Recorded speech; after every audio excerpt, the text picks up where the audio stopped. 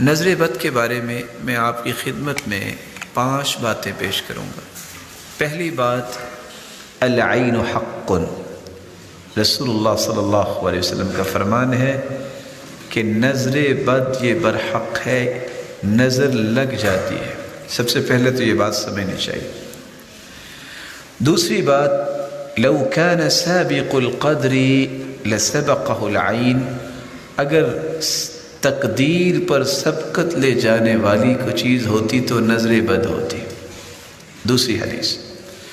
تیسری حدیث کے الفاظ یہ ہیں کہ قیامت کے نزدیک اونٹ اور نوجوان اکثر قبروں میں جائیں گے تو نظر بد کی وجہ سے جائیں گے۔ چوتھی بات، ضروری نہیں کہ نظر لگانے والے دوسرے ہو سکتے ہیں، اپنی بھی انسان کی نظر بچوں کو لگ سکتی ہے۔ اس لیے قرآن کہتا ہے وَلَوْلَا إِذْ دَخَلْتَ جَنَّتَكَ قُلْتَ مَا شَاءَ اللَّهُ لَا قُوَّةَ إِلَّا بِاللَّهِ، آپ جب باغ میں گئے ہیں تو آپ نے یہ کیوں نہیں کہا مَا شَاءَ اللَّهُ لَا قُوَّةَ إِلَّا بِاللَّهِ، آپ نے کیوں نہیں کہا؟ تو جب بھی کوئی چیز اچھی لگے تو کیا کہنا چاہیے؟ ما شاء اللہ لا قوت الا باللہ۔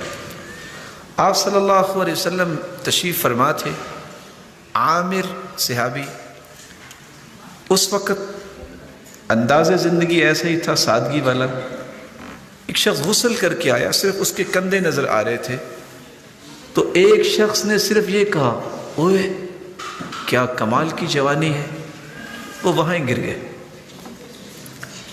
تو آپ نے اس وقت فرمایا تھا عَلَى مَا يَقْتُلُ أَحَدُكُمْ أَخَاهُ، تم میں سے کوئی شخص اپنے بھائی کو کیوں قتل کرتا ہے؟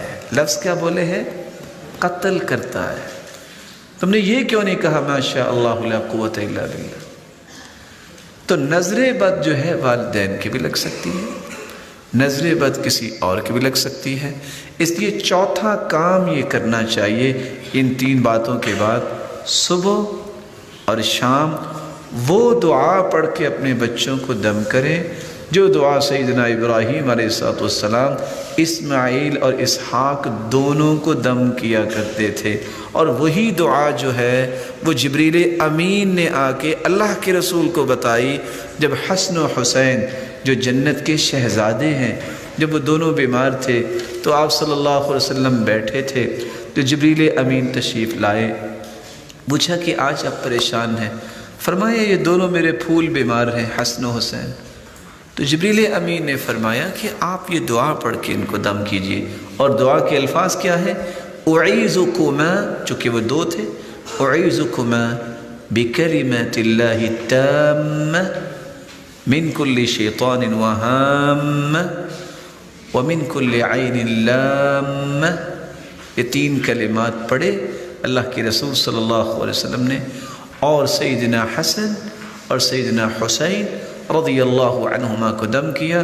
فقام یلعبان، وہ دونوں جو بیمار تھے اٹھے اور کھیلنے لگ گئے۔ 5ویں بات جو میں آپ کی خدمت میں پیش کرنا چاہتا ہوں، میں آپ سے بھی گزارش کروں گا، ہر نماز کے بعد 2 سورتیں جو سورۃ الفلق ہے اور سورۃ الناس، اس کو پڑھنا نہ بھولیے۔ عقبہ بن عامر رضی اللہ تعالیٰ عنہ کی روایت ہے، امرنی رسول اللہ صلی اللہ علیہ وسلم ان اقرأ المعوذتین بعد کل صلاة، ہر نماز کے بعد آخری 2 سورتیں پڑھنے کی مجھے انہوں نے حکم دیا۔ جو شخص یہ سورتیں پڑھتا ہے وہ نظر بد سے بھی بچ جاتا ہے، اور جادو جیسے اس طرح کے مذموم فعل سے بھی رب تعالیٰ اس کی حفاظت فرماتے۔ اور ایک دعا جو آپ کو یاد ہوگی جس کو دم جبریل کا نام دیا جاتا ہے، صحیح الجامع کی روایت ہے، اللہ کے رسول صلی اللہ علیہ وسلم بیمار تھے، جبریل امین آئے اور آ کے کہتے ہیں یا محمد اشتکیت، آپ بیمار ہیں؟ قال نعم، جی ہاں۔ تو جبریل امین نے کون سے الفاظ پڑھ کے دم کیا؟ بسم اللہ ارقیک، میں اللہ کا نام لے کے آپ کو دم کرتا ہوں۔